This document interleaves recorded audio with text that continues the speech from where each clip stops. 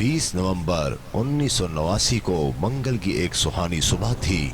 इस्लामी साल का पहला दिन था, यानी यकम मुहर्रमुल हराम। दुनिया भर में मुसलमानों के लिए मुक़द्दस तरीन मुकाम हरम काबा में इमाम शेख अब्दुल्ला बिन सुदील ने दिलनशीन किरत के बाद नमाज फजर का सलाम फेरा ही था कि चंद आदमियों ने इमाम साहब को घेरे में ले लिया और उनमें से कुछ लाउड स्पीकर पर काबिज हो गए।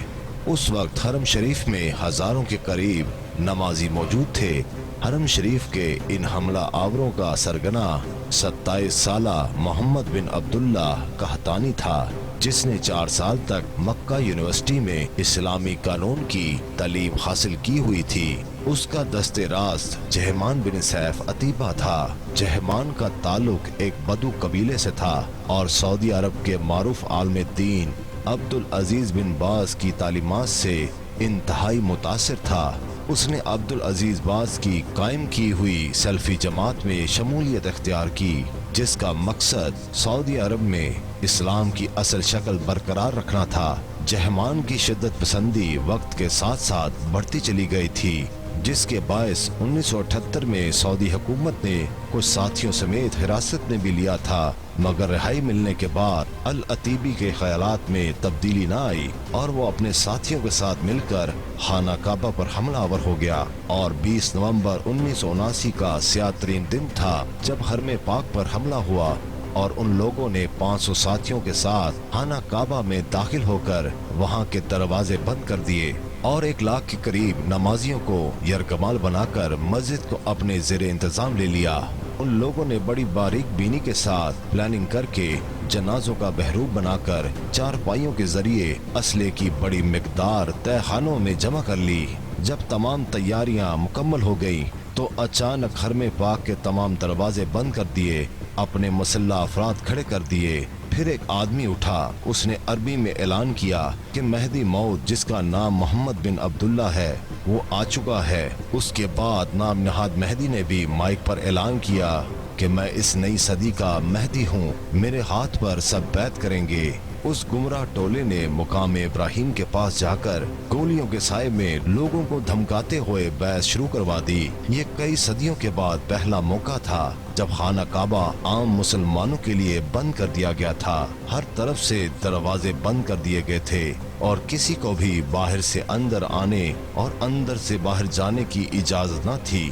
सऊदी हुकूमत ने उस भयानक वाक़े से निपटने के लिए अपनी फौज भेजी, लेकिन खाना काबा के तकद्दुस और कम तरबियत याफ्ता सऊदी फौज ने बगावत करने वालों के खिलाफ मुतासिर कुन कार्रवाई करने में नाकाम रहे।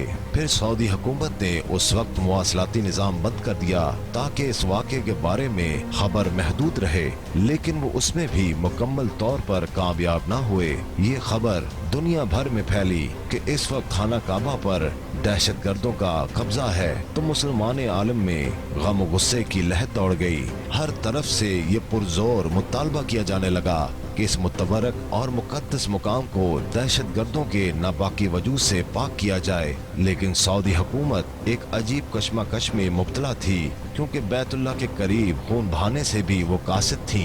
अगर वहाँ पर भारी असला का इस्तेमाल किया जाता तो बैतुल्लाह को नुकसान पहुँचने का खतरा था और बगैर किसी भारी नुकसान के दहशतगर्दों से खाली करवाने के लिए जिस महारत और प्रोफेशनल स्किल की जरूरत थी, उससे सऊदी फौज महरूम थी। उस वक्त सऊदी हुकूमत का फ्रेंच गवर्नमेंट के साथ एक खसूसी दफाई मायदा था।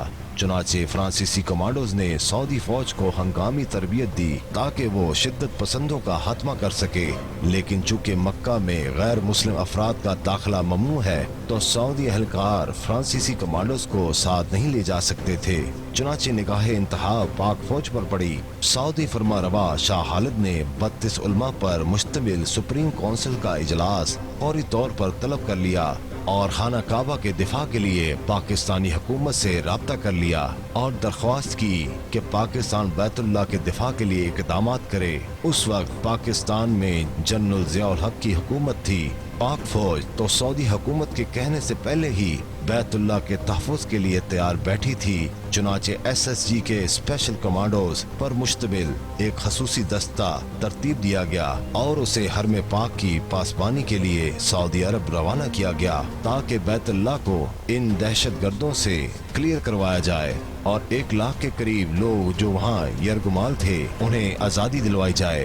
पाक आर्मी के स्पेशल सर्विसेज ग्रुप के इन कमांडोज की क़यादत एक मेजर को सौंपी गई। जब ये मुजाहिद मक्का पहुंचे तो उस वक्त बैतुल्लाह पर मुहासरे और कब्जे को 1 हफ्ता गुजर चुका था और तकरीबन 1 लाख के करीब लोग हरम में महसूर थे।